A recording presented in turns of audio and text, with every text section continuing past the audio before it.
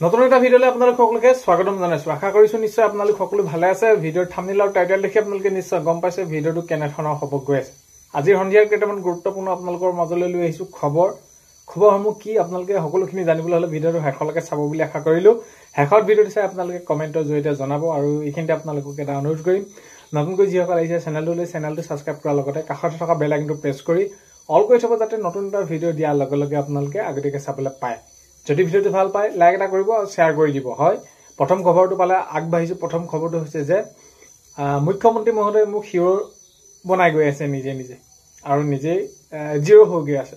হয়, মুখ্যমন্ত্ৰী মহোদয় জিৰো হৈছে আৰু মুখ্যমন্ত্ৰী মহোদয় মোক হিৰো বনাইছে, এনেদৰে গৌৰৱ গগৈ ডাঙৰীয়াই কৈছে। যিহেতু এতিয়া আপোনালোকে গমে পায় কেনেকুৱা ধৰণৰ এতিয়া ৰাজনীতিত সেইখিনি চলি আছে আৰু সেইখিনি পাকিস্তান যোৱা নোযোৱাক লৈ সেইখিনি ক্ষেত্ৰত আজি যদি মাননীয় মুখ্যমন্ত্ৰী মহোদয় গৌৰৱ গগৈ ডাঙৰীয়াৰ বিষয়ে কৈছে, তো তাৰ পিছদিনাখনি গৌৰৱ গগৈ ডাঙৰীয়াই মাননীয় মুখ্যমন্ত্ৰী মহোদয়ৰ বিষয়ে কৈছে। তেতিয়া গৌৰৱ গগৈ ডাঙৰীয়াই কৈছে যে এইবিলাক যিবিলাক কথা কৈ আছে এইখিনি কৈ মোৰ কি কৈছে হিৰো বনাইছে মই এইখিনি, আৰু মাননীয় মুখ্যমন্ত্ৰী মহোদয় নিজেই জিৰো হৈ গৈছে, এনেদৰে সেইখিনি গৌৰৱ গগৈ ডাঙৰীয়াই কৈছে। আৰু যি কি নহওক নেক্সটটো খবৰ ফালে আহিছো। নেক্সটটো খবৰ হৈছে যে বিধায়ক অখিল গগৈ ডাঙৰীয়াই সেইখিনি সাৱধান বাণী কৰি দিছে টাই আহোম ছাত্ৰ সন্থাই। তো টাই আহোম ছাত্ৰ সন্থাই সেইখিনি সাৱধান বাণী কৰি দিছে, সেইখিনি সতৰ্ক কৰি দিছে যে যিহেতু এইখিনি নেপালৰ দৰে পৰিস্থিতি হ'ব বা আন্দোলন কৰিব বা ইত্যাদি যিসমূহ প্ৰসংগ উত্থাপন হৈ আছে, তো এইখিনি ক্ষেত্ৰত টাই আহোম ছাত্ৰ সন্থাই কি কৰিছে অখিল গগৈ ডাঙৰীয়াক সেইখিনি সাৱধান বাণী শুনাইছে। চ' এইখিনি তেনেদৰে কৈছে।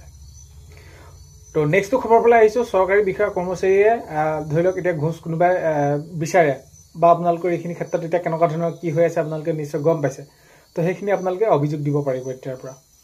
তো হয়, যদি চৰকাৰী কোনো বিষয়ে যদি এইখিনি ক্ষেত্ৰত তেওঁলোকে কিবা ঘোষ লোৱাৰ বা এনেকুৱা টকা পইচা বিচাৰে তেনেহ'লে আপোনালোকে এতিয়া বৰ্তমান সময়ত কি কৰিব পাৰিব, এইখিনি অভিযোগ দিব পাৰিব। আৰু এতিয়া যদি আমি চাওঁ তো বিভিন্ন অফিচবিলাকত তো এনেকুৱা ধৰণৰ হোৱা দেখা যায়। কি কৰা হয়, তামোলখন খাবলৈ বা চাহ এখন খাবলৈ এনেদৰে খোজা দেখা যায়। তো সেইখিনি বিভিন্ন সময়ত উদাহৰণস্বৰূপে সেইখিনি বাতৰিত প্ৰকাশ পায়ে থাকে, এনেকুৱা ধৰণৰ হৈ থাকে। আৰু এতিয়া শেহতীয়াকৈ যিটো ঘটনা হৈ গ'ল এইখিনি নুপুৰ বৰাৰ ক্ষেত্ৰত সেইখিনি, তো সেইখিনি ক্ষেত্ৰত এতিয়া মাননীয় মুখ্যমন্ত্ৰী মহোদয়ে জনাইছে এতিয়া চৰকাৰী বিষয়ে যদি কোনোবাই তেনেদৰে ঘূৰি বিচাৰে তেতিয়া অভিযোগ আপোনালোকে দিব পাৰিব।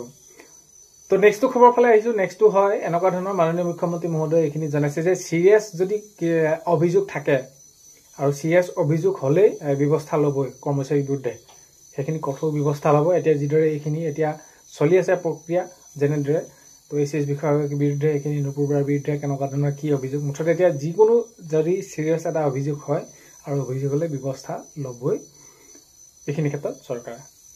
এতিয়া নেক্সটটো খবৰ পেলাই আহিছো। আন্দোলন কৰিলে সমস্যা সমাধান নহয়।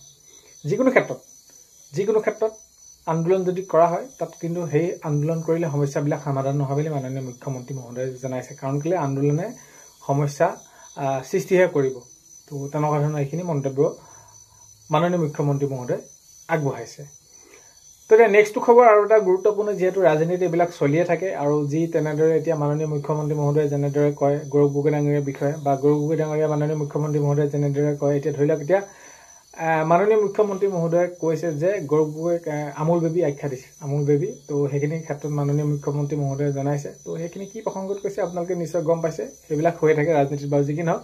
তো ৰাজনীতি বুলি কোৱাৰ লগে লগে সেইবিলাক আৰু আজি যদি তেওঁক কোনোবাই মুখ্যমন্ত্ৰী মহোদয়ক তেনেদৰে ক'ব কাইলৈ গৌৰৱ গগৈ ডাঙৰীয়া, তো সেইখিনি কথা। তো তেনেকুৱা ধৰণৰ মাননীয় মুখ্যমন্ত্ৰী মহোদয়ে জনাইছে। নেক্সটটো খবৰ পেলাই আহিছো। আজি প্ৰধানমন্ত্ৰী ডাঙৰীয়াৰ জন্মদিন। তো জন্মদিন সেইখিনি উদযাপন কৰা হ'লে আপোনালোকে নিশ্চয় গম পাইছে। হয়, আজি প্ৰধানমন্ত্ৰী ডাঙৰীয়াৰ জন্মদিন সেইখিনি উদযাপন। তো নেক্সটটো খবৰ পেলাই আহিছো। ৰাজ্যৰ বিভিন্ন স্থানত বিশ্বকৰ্মা পূজা পালন কৰিছে, আপোনালোকে সেইখিনি দেখিছে আৰু নিশ্চয় আপোনালোকে সেইখিনি সুকলমে পাৰ কৰিলে। আজি হয় বিভিন্ন স্থানৰ ৰাজ্যত বিশ্বকৰ্মা পালন কৰিলে। তাৰপৰা নেক্সটটো খবৰ পেলাই আহিছো। আমাৰ দৰে মানুহক কোনেও প্ৰত্যাহ্বান জনাব নোৱাৰে। তো এইখিনি গৌৰৱ গগৈ ডাঙৰীয়াৰ উদ্দেশ্যে মাননীয় মুখ্যমন্ত্ৰী মহোদয়ে কৈছে যে ৰাজ্যৰ এইখিনি যিটো পৰিস্থিতি বা যেনেকুৱা ধৰণৰ যিখিনি কথা তেনেদৰে সেইখিনি ক'লে যে আমাৰ দৰে মানুহক কোনেও প্ৰত্যাহ্বান জনাব নোৱাৰে। মাননীয় মুখ্যমন্ত্ৰী মহোদয়ে তেনেদৰে জনাইছে গৌৰৱ গগৈ ডাঙৰীয়া উদ্দেশ্যিত তেনেদৰে। তাৰপৰা নেক্সটটো খবৰ পেলাই আহিছো। হাতীগাঁৱত জুবিন গাৰ্গৰ পুৰণি গীতৰ এটি সংগ্ৰহালয় মুকলি। হাতীগাঁৱত জুবিন গাৰ্গৰ পুৰণি গীতৰ যিসমূহ পুৰণি গীত আছে এটি সংগ্ৰহালয় মুকলি কৰা হৈছে আজি। চ' এইখিনি আছিলে আজি এই ভিডিঅ'টো। আপোনালোকে শেষলৈকে চাই থকাৰ বাবে বহুতেই বেছি ধন্যবাদ। আপোনালোকক এইখিনিতে এটা অনুৰোধ কৰিম, চেনেলটোলৈ যদি আপোনালোক নতুনকৈ আহিছে চেনেলটো ছাবস্ক্ৰাইব কৰাৰ লগতে কাষতে থকা বেল আইকনটো প্ৰেছ কৰি অল কৰি থব যাতে নতুন এটা ভিডিঅ' দিয়াৰ লগে লগে আপোনালোকে আগতীয়াকৈ চাবলৈ পায়। অন্য এটা ভিডিঅ'তে লগ পোৱা খাৰে আজিলৈ মানে